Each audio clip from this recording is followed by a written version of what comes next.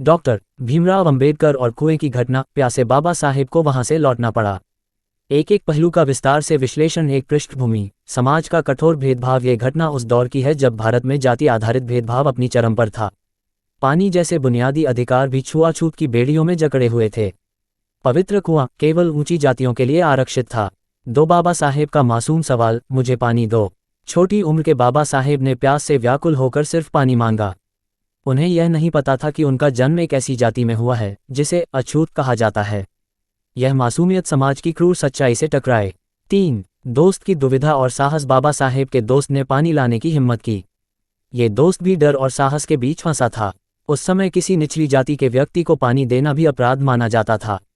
4. बूढ़े व्यक्ति का हस्तक्षेप। जैसे ही दोस्त ने बाल्टी उठाई, गांव का एक बूढ़ा व्यक्ति वहां आ गया। उसकी आंखों में क्रोध और कट्टरता थी। उसने चिल्लाकर कहा, ये कुआं तुम्हारे लिए नहीं है। उसने बाबा साहेब को पानी से दूर रहने का आदेश दिया। रहस्य, ये बूढ़ा कौन था? क्या वह गांव का मुखिया था या फिर कोई धर्मरक्षक? 5. बाबा साहेब की बेबसी और भीतर की चिंगारी। प्यासे बाबा साहेब को वहां से लौटना पड़ा, लेकिन ये घटना उनके मन में एक ज्वाला जगा गई। उन्हें पहली बार एहसास हुआ कि समाज में बदलाव की सख्त जरूरत है। यह एक टर्निंग पॉइंट था जिसने उन्हें अन्याय के खिलाफ लड़ने के लिए प्रेरित किया। 6. घटना का गहरा संदेश। ये घटना प्रतीकात्मक है। कुआं उस समय का सामाजिक ढांचा जिसमें सिर्फ ऊंची जातियों को ही अधिकार थे। पानी, समानता और सम्मान जो हर इंसान का अधिकार है। बाबा साहेब एक नायक जिन्होंने इस ढांचे को तोड़ने का बीड़ा उठाया। 7. भविष्य की योजना। बाबा साहेब का संकल्प। बाबा साहेब ने शिक्षा को अपना हथियार बनाया। उन्होंने ठान लिया कि वे अपने जैसे लाखों लोगों के लिए समानता का रास्ता तैयार करेंगे। संविधान निर्माण। ये घटना उनके जीवन में आई कई चुनौतियों में से एक थी जिसने उन्हें भारतीय संविधान के निर्माता बनने तक प्रेरित किया। 8. रहस्य और प्रेरणा। ये घटना एक सस्पेंस की तरह है जो हर पाठक के मन में सवाल छोड़ती है। क्या उस बूढ़े व्यक्ति का कोई व्यक्तिगत द्वेष था? क्या समाज कभी अपने इन बंधनों को तोड़ पाएगा? बाबा साहेब की यह यात्रा हर उस इंसान के लिए प्रेरणा है जो भेदभाव के खिलाफ खड़ा होना चाहता है। जब बाबा साहेब को कुएं से लौटाया गया, एक बेहद रहस्यमयी घटना। बात उस समय की है जब बाबा साहेब डॉक्टर भीमराव अंबेडकर एक छोटे बच्चे थे। उनके जीवन का एक ऐसा अध्याय है जिसे सुनकर किसी के भी रोंगटे खड़े हो सकते हैं।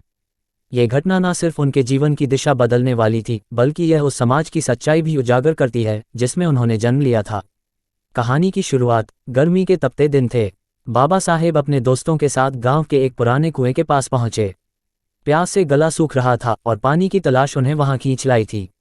लेकिन ये कोई साधारण कुआं नहीं था। इस कुएं को गांव में पवित्र कुआं कहा जाता था, जिसे केवल ऊंची जाति के लोग ही छू सकते थे।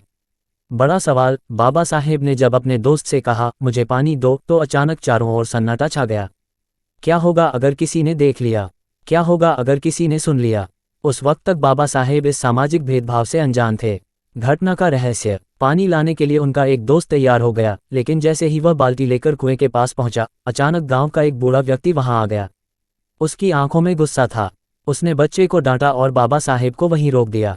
ये कुआं तुम्हारे लिए नहीं है। फिर क्या हुआ? बाबा साहेब को प्यासे ही लौटने के लिए मजबूर किया गया। उस पल में एक चिंगारी उनके मन में भड़क गई। ये चिंगारी थी अन्याय के खिलाफ लड़ने की। यही वह घटना थी जिसने बाबा साहेब को यह एहसास कराया कि समाज में समानता लाने की लड़ाई उन्हें खुद लड़नी होगी।